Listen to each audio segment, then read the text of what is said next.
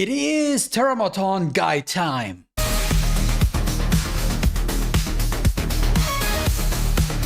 Now, since we had the Dokidoki guide yesterday, obviously we need to follow it up with Terrormaton.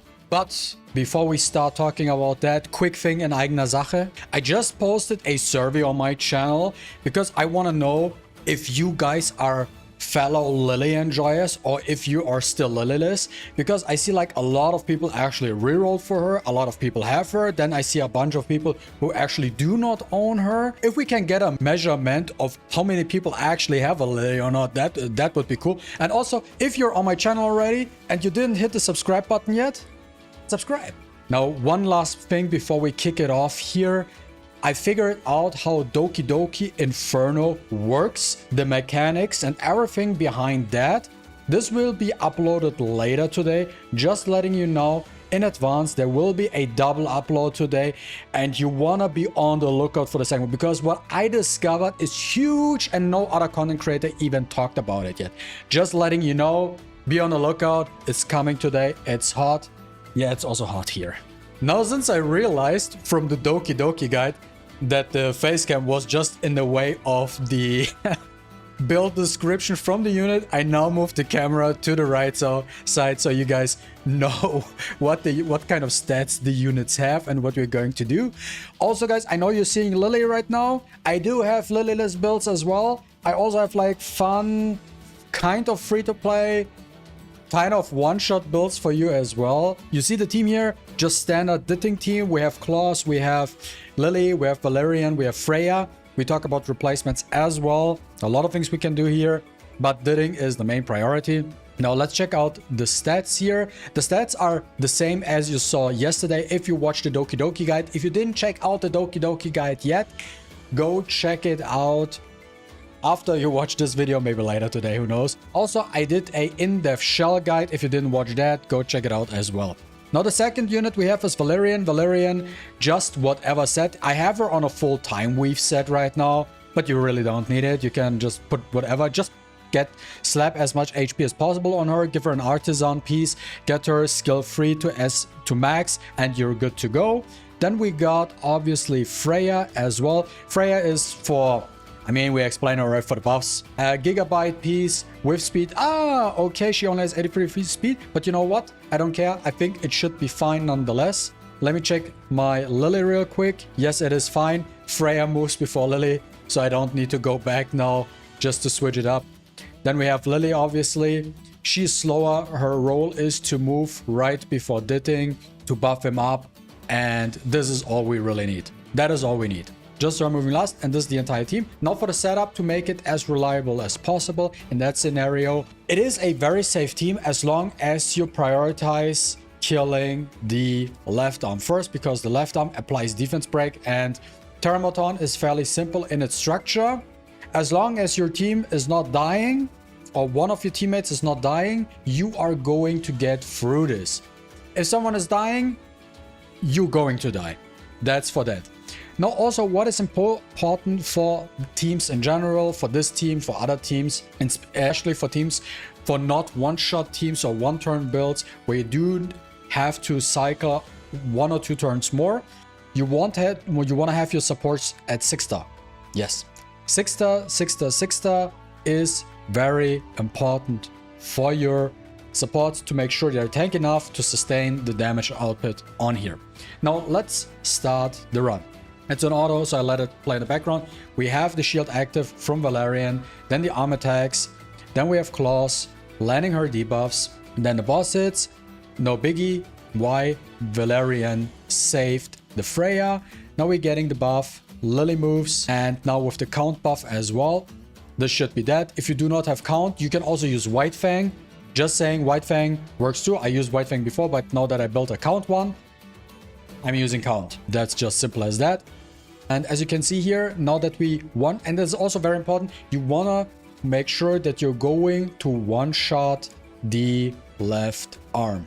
Really, that's about it. You just want to make sure that you're going to one-shot, so that on the second run, like when you face the boss, that you can follow up with a second as free. Also, you do not want to waste your second S3 on the arm, because that also increases the chance of you not successfully clearing this run. Now we got to the end. The boss is about to die. It took a little bit of time. You can see here 150. So this team, the way it plays is around a minute 30 to a minute 50, depending on the RNG. Do you land your defense breaks and so on and so forth.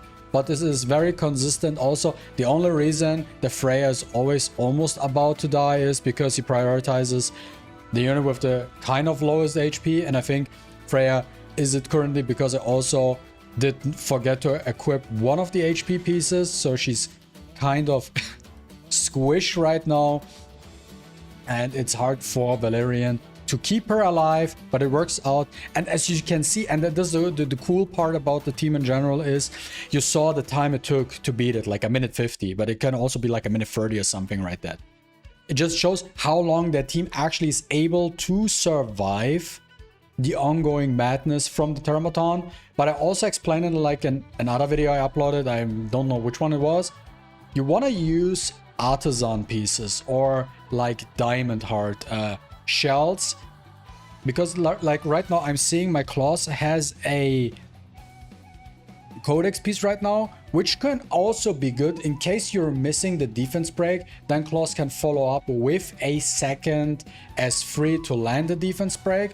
But outside of that, you kind of want to rather have a triple artisan setup, because that just provides as much sustain as possible, because every time they get a shield trigger, this just simply adds to the survivability of this lineup and this strategy overall. So make sure you're gonna use that one. So usually my class also has a artisan. Now if you're feeling a little bit more dangerous, this is something you can use without Lily which is a fun team as well to use. So what you want to do, like, this is basically an old Nightmare team, or what, like kind of a one-shot build, but it's not true one-shot right now. But basically how this works is you want to have your Marvel fast, and your Marvel should be above 270 speed with a codex right now that you are faster than the left arm, so you can land the speed down, the pushback, the resist debuff. Then you got Dinah landing her defense break. Now let me show the Dinah real quick. The Dinah is built with 200 speed, maxed out S3, and we have a revelation on her with a little bit of crit rate, a lot of attack, a lot of accuracy, basically damage. I don't even know if it works right now, but it would be cool if what's gonna happen is that maybe Terrormaton is going to be the lowest HP, so we get the mark immediately. If not, it is what it is. I don't care. And then we have Beyonton as well in this lineup, basically with my Freya set, just whatever, 100 speed with Gigabyte on her, and Ditting is basically the same thing. And this is now the team setup we are going to run. Let's see how it performs. So basically, it is a little bit unsafe though. Let's just, you know what, let's go in and see how it performs. It's a little bit unsafe. No, maybe with Valerian it is safer, but the unsafeness comes with Dinah. Does she land her shit or does she not land the stuff? Now we have this type of situation. It is fine. Now she's doing her as free. Oh, we got full debuff now, but we didn't get the marker on the Terrormaton. It is fine nonetheless. As you can see, we deleted over 60% health bar. You know what? We don't care. And now the powerful thing here is for the second one.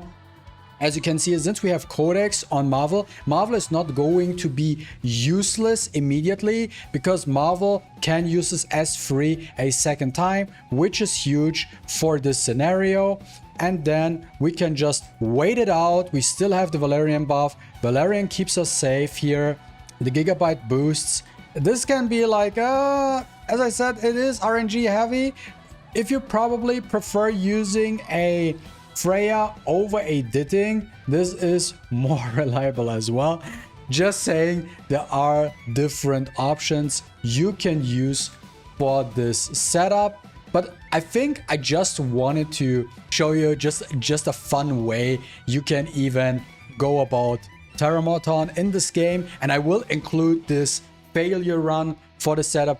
Just so you see, like, not every run works. Like, it's not everything is perfect, right? At the end of the day. But still, the fact that you saw how much damage was deleted with not even having the marker on the boss is ridiculous. Okay, now we try the same setup again, but this time we replaced Beyond and with Freya.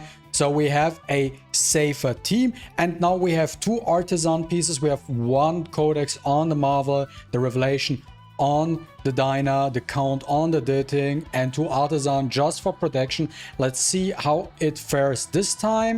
I think the damage actually should be around the same. For the setup, we're still focusing the boss, just showing you what kind of stuff you can do. Basically, my personal opinion when it comes to like Lily and what you can use for Terrormaton, as soon as you are able to outspeed the left arm, you can go back and use Marvel, because Marvel is extremely good, especially with the codex. So he can use his S3 2 times, and you see the pushback is reliable. And now the right arm did not even had the chance defense buff Terrormaton, and you see how this looks like right now, right? So there's no Lily, just Freya. Now with Freya, we have a little bit more protection. We have the artisan on it. We have the defense buff. We basically have the kind of healing as well with her. And this helps a lot. Now we push ourselves up, get the attack buff, can a little bit turn manipulate thanks to Marvel. And now we have healing over time. We're still alive. And we get an S3. And that thing should be, oh, almost enough. Not enough yet.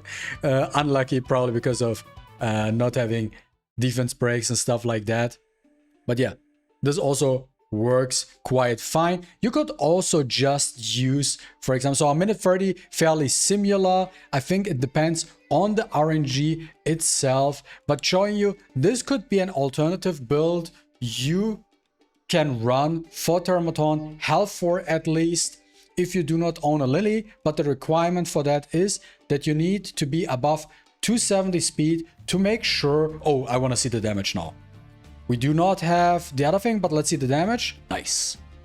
But yeah, this is how you can do it. Like, this is how you can abuse it. Marvel, fast, double S3, and you're good to go. You have double artisan. You're just protecting yourself here, right?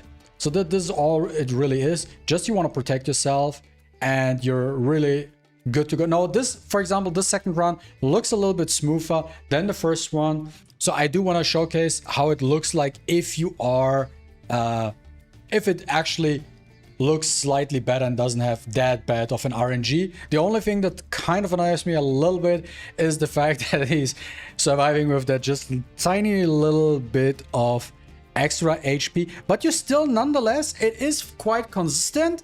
And the only SSR in this team is Freya. It's completely free to play. I would consider Freya at this point free to play, guys. I'm sorry. I'm sorry. I mean, at the end of the day, Freya is not something that is unreasonable, in my opinion. I think it's not unreasonable. You probably could even replace her at the end of the day, maybe with a Chiaki the Echo or something. But she just has so much in her kit that it helps. But hey, it is a setup without Lily. And this is all the time we have for this video, guys. So if you enjoyed watching this video, don't forget to leave a like and a comment down below. I really appreciate it. And see you with the next one. Deuces.